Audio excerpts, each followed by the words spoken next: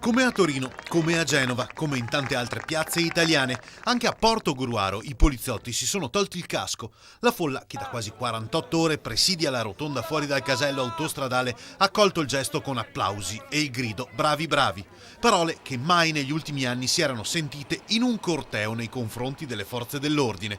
Che sia routine o un gesto clamoroso, si è dibattuto tanto in queste ore. Mauro Armelao, segretario regionale UGL Polizia di Stato, non ha dubbi. Penso che sia un segnale sicuramente che fa pensare e che dovrebbe far pensare anche i nostri vertici del Ministero dell'Interno.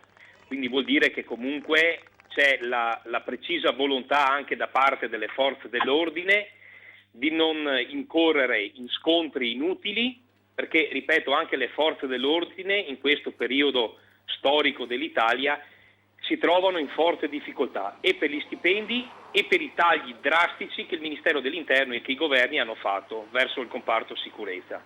I presidi e i blocchi sono continuati per tutta la giornata di oggi.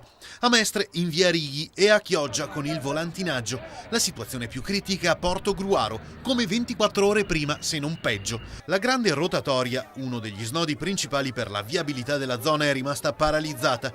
I blocchi a intermittenza hanno provocato code e disagi.